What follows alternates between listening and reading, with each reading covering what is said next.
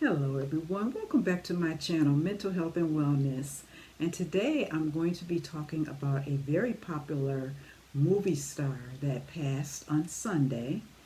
And her name is Hayden Panettiere. And she was 36 years old. And she had a 11-year-old daughter. And they said that she passed from a drug overdose. Now, she had just wrote a book, so she wrote her memoir, and she was really open, when she wrote this book. And she just wrote the book this past May, and she was very open about like her struggles with postpartum depression, her struggles with substance abuse, her struggles with trauma, her struggles with loss. Now, she had a brother who just passed 3 years ago, and her mother were not speaking. So I think they stopped speaking years ago, and so her and her mother were estranged because they wasn't speaking anymore. She also had a boyfriend. I believe his name was Brian Hickerman. Her boyfriend abused her. This was back in 2019. She had to get a restraining order, and from what I read, he beat her up so bad that she didn't even leave the house for 3 weeks. Now, he served, I think it was 45 days in jail, and they put him on a 5-year probation. But they had an on and off relationship. She was with him, then she wasn't with him, then she was with him again. So they had an on and off relationship. Now, why she would go back to someone who beat her up, I don't really understand that. So, but because my channel is about mental health and wellness, I want to talk about the mental health of this story. Um, okay, she experienced postpartum depression, and she talked about that in her book when her daughter was born. And like I was saying before, her daughter is 11 years old now, but I think she had it really bad because she talked about it in her book. And the other thing, too, is that her brother, when you lose someone that you love, it takes a long time to get over it. Now, her brother passed 3 years ago, and that was in 2023. Okay, and here it is, 2026. I know she never got over that. That's no time to get over a loved one. Just 3 years, that's no time.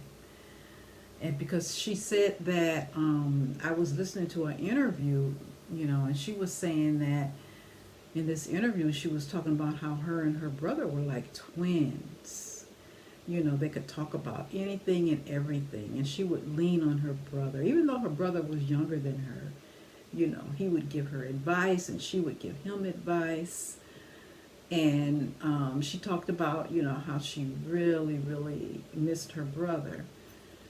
And just for the fact that her and her mom were not speaking, okay, and then she lost her brother too.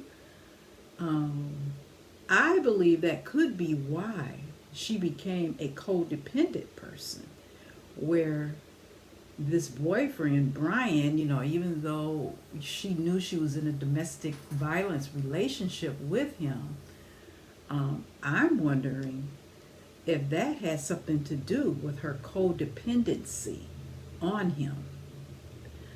Um, because you know, she was so open in her book about her life, and then she talked about the traumas in her life. And I know that's what she meant, the traumas of not, um, her and her mother not having a relationship, her losing her brother, just 3 years ago. Um, and then, her boyfriend Brian beats her up in 2019. That's a lot to go through. Um, I just hope that, he didn't hurt her in any kind of way, because I did see a picture of her walking with Brian's brother, and they were holding hands together and they were walking. The paparazzi um, got a picture of them walking together and holding hands. So I don't know what that was all about. But I'm just hoping that Brian didn't, this on and off boyfriend who she was with when she passed, she was with him and she was with his brother. She was with both of them um, at an apartment when she passed. So I'm just hoping that, he didn't do anything. So this is going to be a short video. I just wanted to give you my opinion about Hayden. And I'm going to, keep watching this story in the news, because I just want to make sure that, I know for right now they said that there's no foul play, but I'm going to continue to watch this story, and I'm going to keep you guys updated, because I hope that there's not more to this story. It's so unfortunate, though, that she would write this book in May. She just wrote this book. And now, and I watched the interview, like I said earlier, I watched the interview where someone was interviewing her, and she was talking about how good she was, and she was in a really good place right now. And now, they said that she overdosed. So I'm going to keep you posted about this story, if anything else does come out. But for right now, we just want to keep the family in prayer.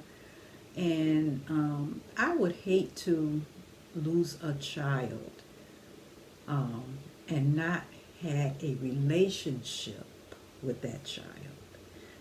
That's got to be a really bad feeling for her mother, to stop speaking like that, for them to just not having a relationship, and now your daughter is gone. That's got to be a really bad feeling.